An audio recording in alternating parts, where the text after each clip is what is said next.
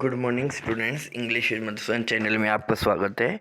यदि आपने मेरे इस चैनल को अभी तक सब्सक्राइब नहीं किया तो सबसे पहले आप मेरे इस चैनल को सब्सक्राइब करें ताकि मेरे लेटेस्ट वीडियोस टाइम पर आपको मिलते रहें। स्टूडेंट्स, इस वीडियो में हम क्लास 7th की जो इंग्लिश की लिटरेचर की बुक है जिसका नाम हनीकॉम्ब है, उसका फर्स्ट चैप्टर डिस्कस करने जा रहे हैं जिसका नाम है 3 क्वेश्चंस।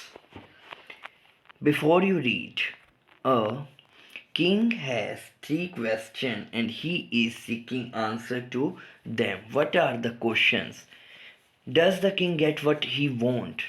तो इसमें एक राजा की कहानी है जो 3 क्वेश्चंस के आंसर जानना चाहता था। He seeking answer to them. What are the questions? कौन से वो क्वेश्चन थे? क्या राजा को अपने क्वेश्चंस के आंसर मिलते हैं? Does the king get what he wants?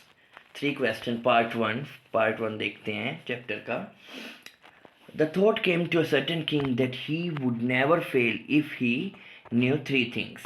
तो एक राजा के दिमाग में विचार आता है, थॉट आता है कि वो जीवन में कभी भी फेल नहीं होगा अगर उसको 3 चीज़ों का पता हो। If he knew 3 things, these 3 things were, ये 3 चीज़ें थी। सबसे पहली क्या है? What is the right time to begin something?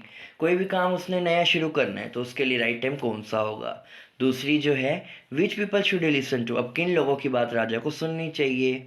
What is the most important thing for him to do, और लास्ट जो चीज़ है थर्ड नंबर पे कि मोस्ट इम्पोर्टेंट चीज़ कौन सी है जो राजा को करनी चाहिए। The king therefore sent messenger throughout his kingdom promising a large sum of money to anyone who would answer these 3 question. तो किंग ने इसलिए मैसेंजर्स को भेज दिया पूरे अपने किंगडम में। Promising a large some of money, तो प्रोमिस किया कि वो बहुत सारा पैसा देगा। Who would answer these question, जो भी इंसान, एनीवन, जो भी इंसान उसके क्वेश्चंस के आंसर देगा वो उसको बहुत सारा पैसा देगा। Many wise man came to the king, बहुत से जो बुद्धिमान इंसान थे, बुद्धिमान पुरुष थे, वो राजा के पास आते हैं। लेकिन सभी के जो क्वेश्चंस के आंसर हैं वो डिफरेंटली देते हैं। कोई क्या आंसर देता है, कोई क्या देता है। In reply to the first question some said the king must prepare a time table. अब पहले क्वेश्चन के रिप्लाई में लोगों ने क्या कहा? कुछ लोगों ने कहा कि राजा को एक टाइम टेबल बना लेना चाहिए और उसके बाद उसको फॉलो करना चाहिए strictly. Only in this way they said, उनके अकॉर्डिंग इसी तरीके से राजा क्या कर सकता है?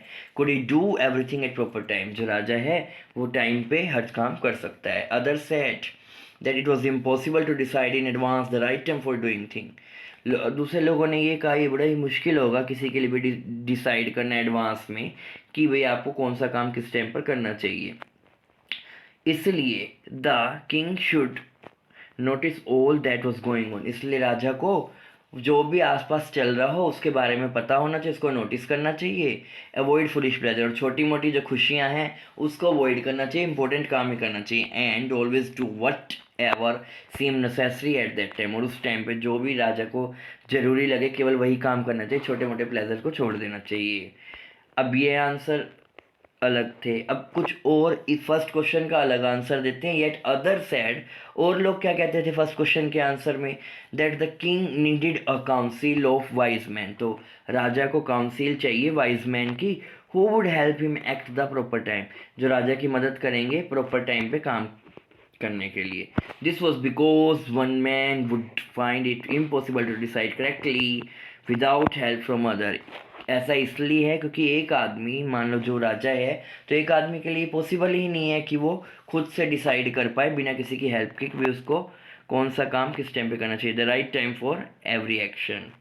But then other said there were, अब कुछ लोगों ने और कुछ कहा कि कुछ चीज़ें ऐसी भी हैं जो बहुत ज़्यादा अर्जेंट होती है। These thing could not wait for decision of council, वो जो चीज़ें हैं वो काउंसिल के डिसीजन का वेट नहीं कर सकती।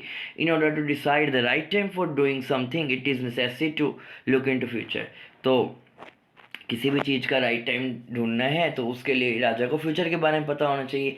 And then only that could magician do that, तो ओनली म्यूजिशियन ये काम कर सकते हैं। The king therefore would have to go to musician, इसलिए राजा को क्या करना चाहिए? म्यूजिशियंस के पास जाना चाहिए।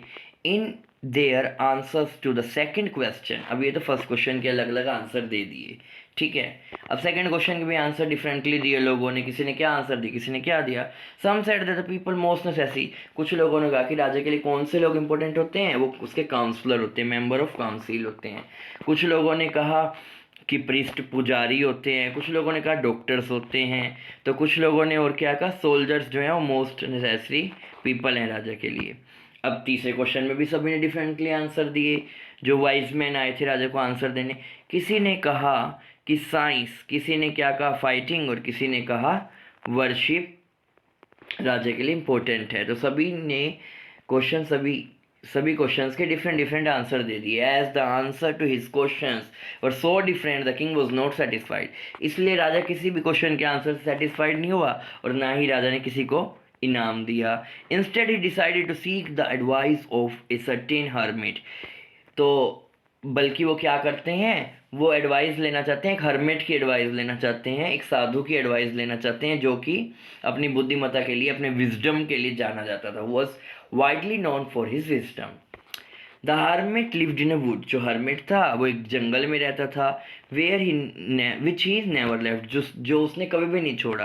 ही saw no one but simple people, saw का मतलब यहाँ है मिलने से, वो किसी से भी नहीं मिलता था, केवल साधारण लोगों से ही मिलता था, राजा महाराजा से नहीं मिलता था। So the king put an ordinary cloth, इसलिए राजा ने साधारण से कपड़ों डाल लिए। Before he reach the hermit, जब वो हर्मिट की झोपड़ी हट के पास पहुंचने वाले थे तो राजा ने अपना घोड़ा वहीं छोड़ दिया अपने गार्ड के साथ, बॉडी गार्ड के साथ, एंड वेंट ऑन अलोन, और अकेले ही आगे चले गए। As the king came near the hermit hut, जैसे ही राजा पहुंचते हैं हर्मिट की हट के पास, he saw the hermit digging the ground, वो देखते हैं कि हर्मिट क्या कर रहा था, वो ग्राउंड की खुदाई कर रहा था। ही greeted the king and continue digging, उसने राजा को नमस्कार किया और उसके बाद अपनी खुदाई का काम जारी रखा। The hermit was so weak and old and he worked, he breathed heavily, जो हर्मिट था वो बूढ़ा भी था और कमज़ोर भी था। जब वो काम कर रहा था तो वो गहरी सांसें ले रहा था, लंबी लंबी सांसें ले रहा था। The king went up to the hermit and said, I have come to you, wise hermit, to ask you answer 3 questions। तो कहता है कि हे बुद्धिमान हर्मिट, मैं तुम्हारे पास आया हूँ तुमसे क्वेश्चंस के 3 क्वेश्चंस के आंसर पूछने के लिए। हाउ कैन आई लर्न, तो क्वेश्चन वो पुट करता है कि how can learn to do the right thing at the right time, मुझे कैसे पता चलेगा कि मुझे कैसा कौन सा काम राइट टाइम पर करना चाहिए। What are the people I need most, कौन से लोग मेरे लिए ज़्यादा इंपॉर्टेंट है। And what affair are the most important, कौन से अफेयर ऐसे हैं, कौन से काम ऐसे हैं जो उसके लिए मोस्ट इंपॉर्टेंट हैं। The hermit listen to the king, जो हर्मिट है वो राजा की बात सुनता है बट डिड नॉट स्पीक, लेकिन वो कुछ भी नहीं बोलता। He was digging, he was on digging, तो वो अपनी खुदाई चालू रखता है। यू आर टायर्ड, तुम थक चुके हो, सैड द किंग, तो क्या किंग ने ये कहा। Let me take the spade and work in your place, तो मुझे ये स्पेड दे दो और मैं तुम्हारे लिए काम करूँगा। Thanks said the hermit, hermit उसको थैंक्स करते हैं। Giving the king his spade, राजा को अपना स्पेड देके, then he sat down on the ground, और उसके बाद वो ग्राउंड पर बैठ जाता है। तो इतना ही हमने यहाँ तक ही इस वीडियो में क्लियर किया है चैप्टर, बाकी का जो चैप्टर है हम अपनी नेक्स्ट वीडियो में क्लियर करेंगे। Thanks for watching the video. If you like the video you can share it